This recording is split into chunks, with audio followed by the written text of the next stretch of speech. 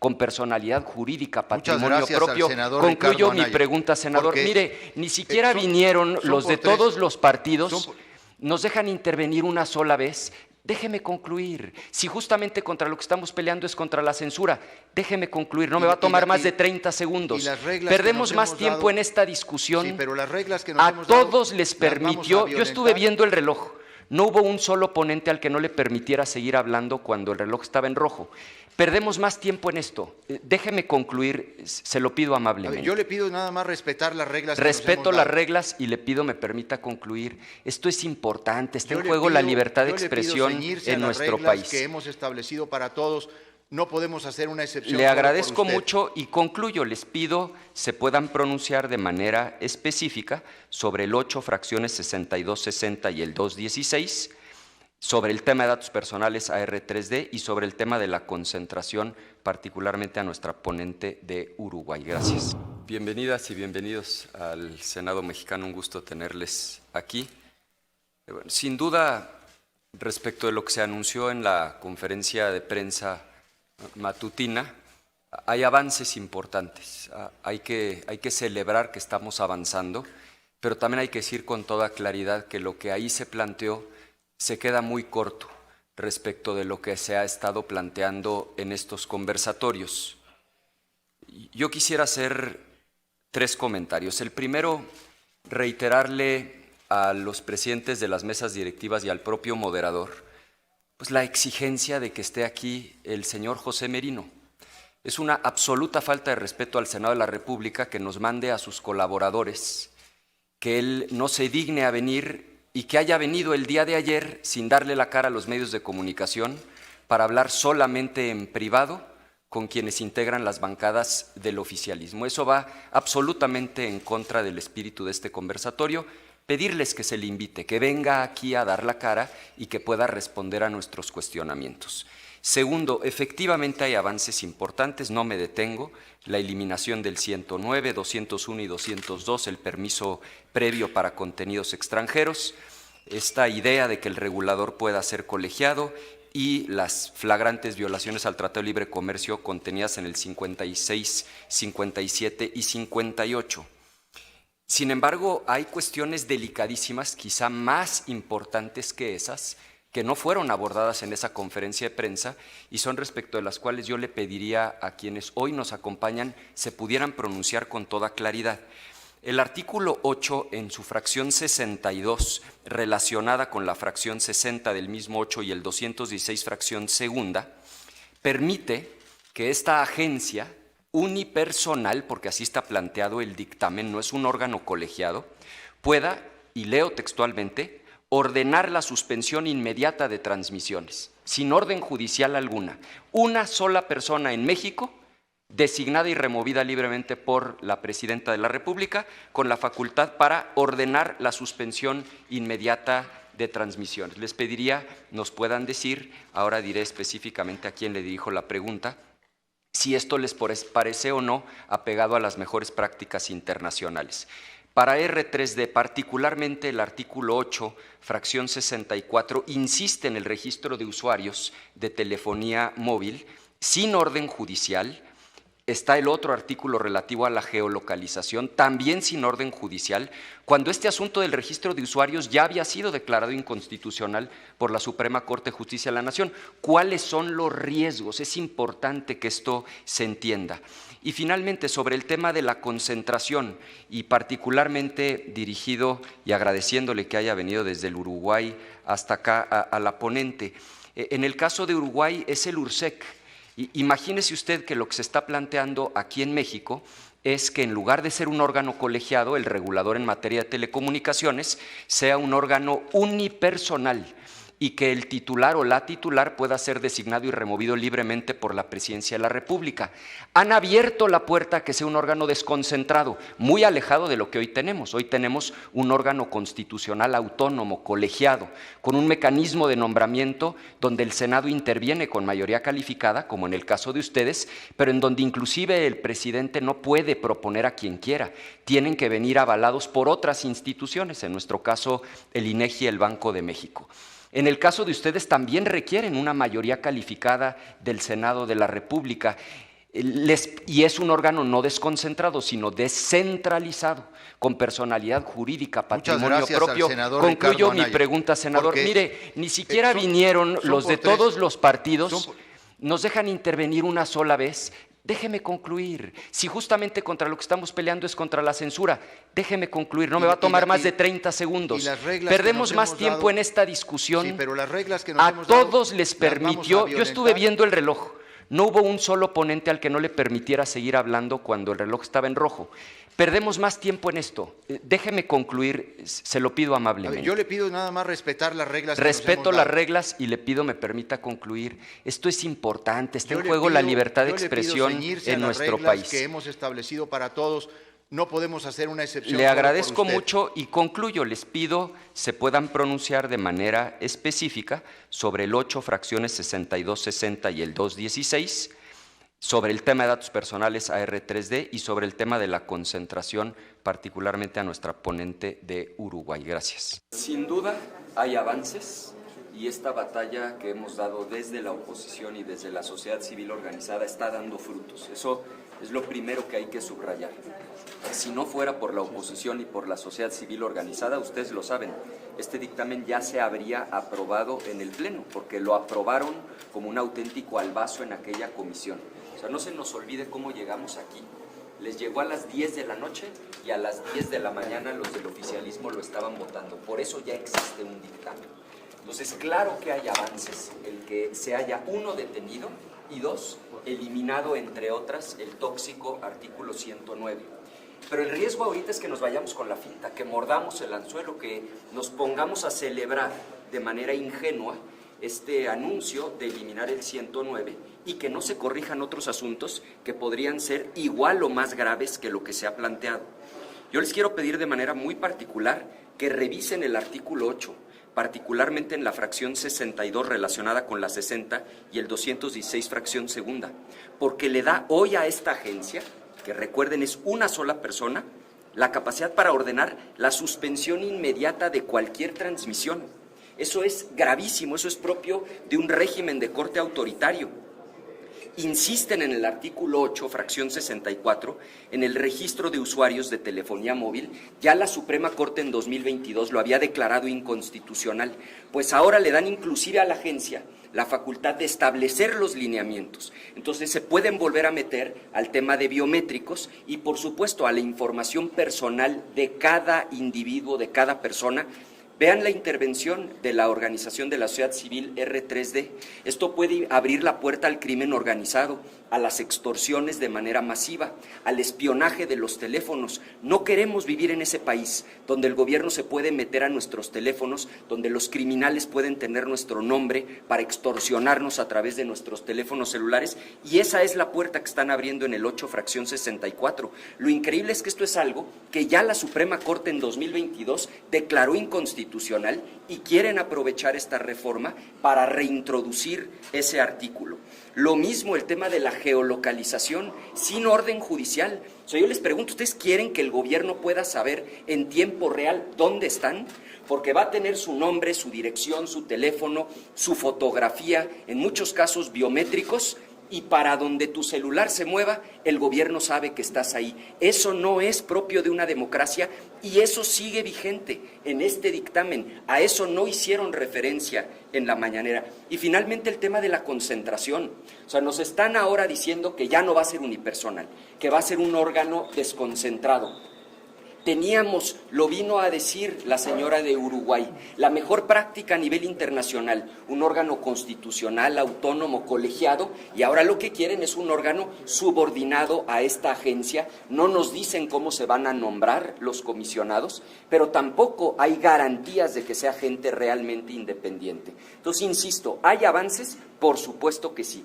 Pero sería ingenuo y equivocado echar las campanas al vuelo y celebrar, porque sigue habiendo cosas delicadísimas en este dictamen a las que no ha hecho referencia el oficialismo, y todo indica que pretenden en un extraordinario cuanto antes que esto se convierta ya en una ley, y entonces sí, no tendrá marcha atrás. Ricardo, cada vez se complica más la relación bilateral con Estados Unidos.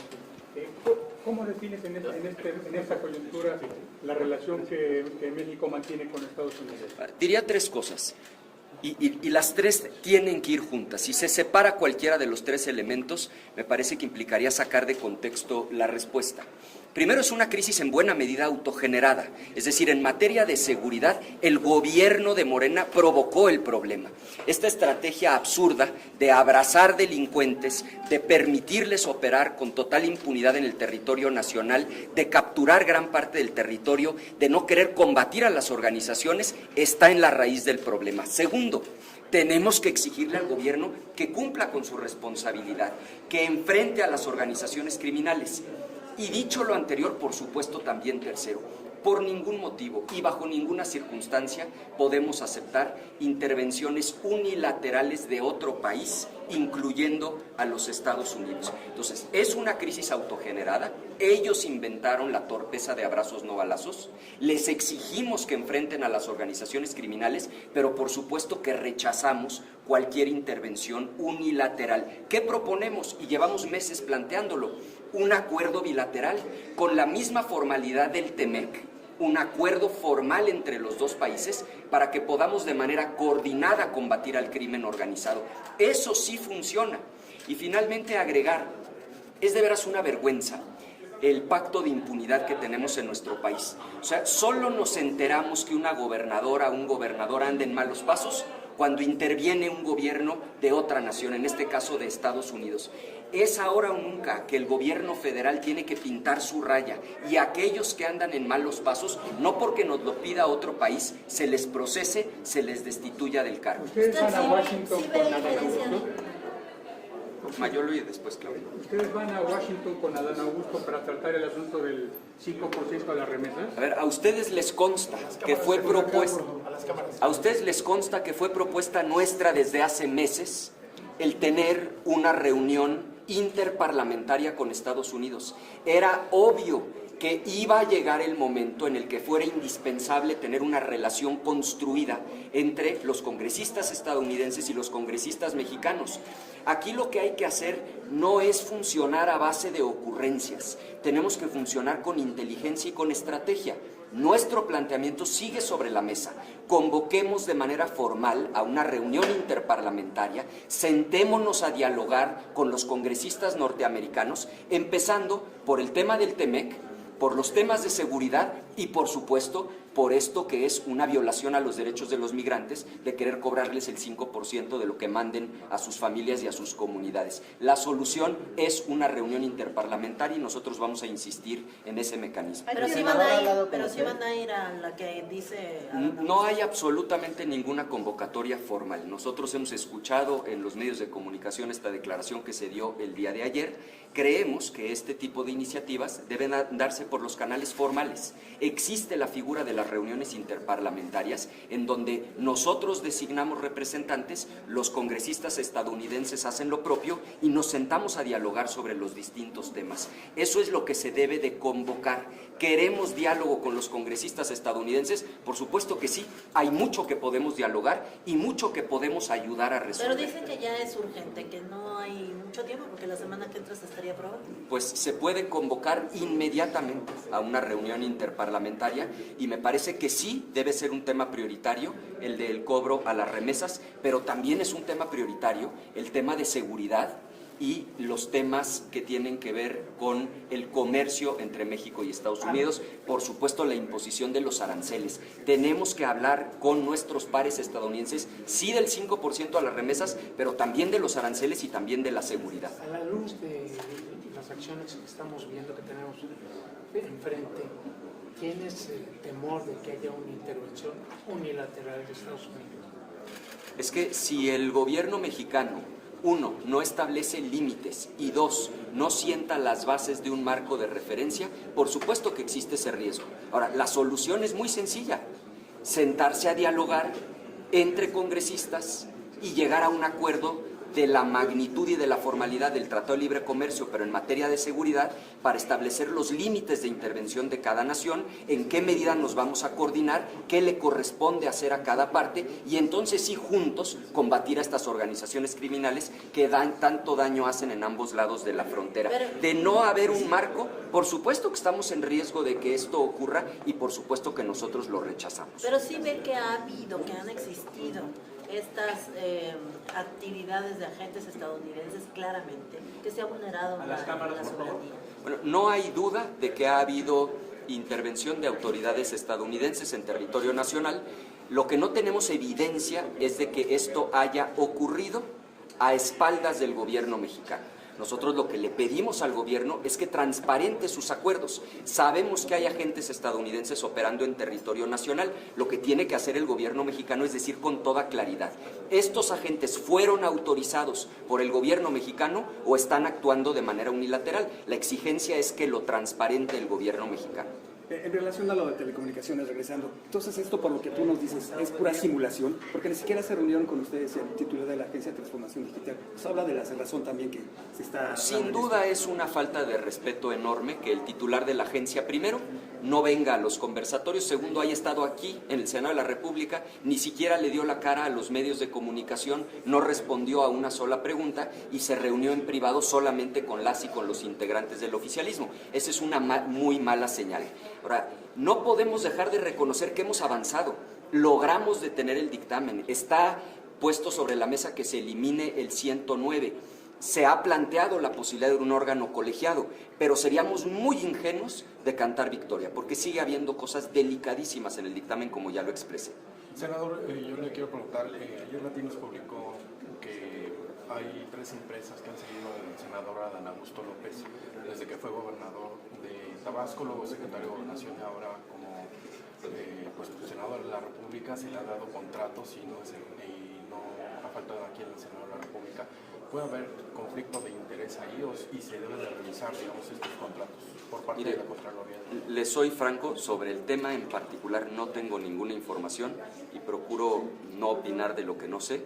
Lo que le puedo decir es que el gran problema y la tragedia del momento que hoy vivimos es que se acabaron los contrapesos en nuestro país.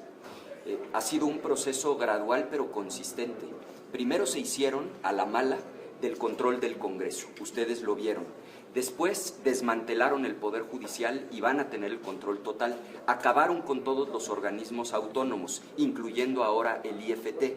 Quienes son parte del oficialismo pueden hacer literalmente lo que se les pegue la gana en este país, porque ya no hay instituciones independientes, ya no existen contrapesos. Y esto es muy grave, no solamente para quienes hoy están en el gobierno, sino para el futuro del país. Porque cuando no hay transparencia, cuando hay impunidad, es cuando puede florecer la corrupción. Por eso es tan grave esta ruptura de los equilibrios y los contrapesos que tenemos hoy en México. Ricardo, ¿tú consideras que la presidenta Sheinbaum debería buscar entrevistarse con Donald Trump? Por supuesto que sí. La política se hace con diálogo. Creo que es indispensable que tanto la titular del Ejecutivo se reúna con el presidente de Estados Unidos, como que los congresistas mexicanos nos reunamos con los congresistas estadounidenses. Ese es el camino para poder llegar a acuerdos. Aquí el problema es querer resolver las cosas cuando el problema ya prácticamente está consumado, como en el caso del impuesto a las remesas. ¿Desde cuándo se debió haber instalado la reunión interparlamentaria para que hubiera diálogo entre los congresos y para que, llegado un momento crítico como este, ya estuvieran establecidos los canales de comunicación? Entonces, definitivamente, la relación entre México y Estados Unidos, en términos migratorios, en términos de seguridad y en términos comerciales, es tan importante que no es entendible que no haya comunicación directa entre los presidentes y entre quienes integramos el Congreso. Ya estuvo bien de cabeza fría y paciencia, ¿no? No va a bastar con frases como cabeza fría y paciencia.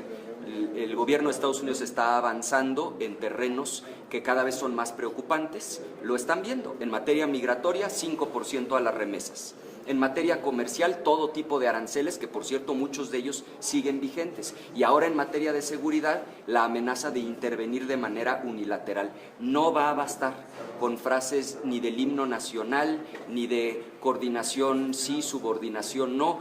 Todo eso está muy bien. Lo que hay que hacer es establecer diálogo al más alto nivel. Si hubiera necesidad de definir en qué punto están las relaciones México-Estados Unidos, ¿qué nos dirías? En un momento crítico, porque históricamente los tres temas que han dominado siempre la relación bilateral son seguridad, migración y comercio. Hoy ninguno de los tres se libra. En migración traemos las deportaciones masivas y el cobro del 5%. En comercio traemos aranceles que no habíamos visto jamás en la historia bilateral. Y en materia de seguridad, ahora una amenaza, un amago de intervenir de manera unilateral. Está sin duda en un momento crítico la relación con Estados Unidos. Si el gobierno actúa con altura de miras, podemos sacar ventaja de esta situación y que México salga bien librado. Pero si el gobierno esconde la cabeza como avestruz, creo que las cosas se van a complicar terriblemente. Oiga, senador, ¿coincide con las voces que dicen que a la presidenta Sheinbaum le da miedo actuar? No lo puedo saber, eso solo lo sabe ella. Lo que sí haría yo es exigir que el gobierno mexicano tome el toro por los cuernos y nos sentemos a hablar con nuestros pares estadounidenses. Ella con el presidente Trump y los congresistas con nuestros pares en Estados Unidos.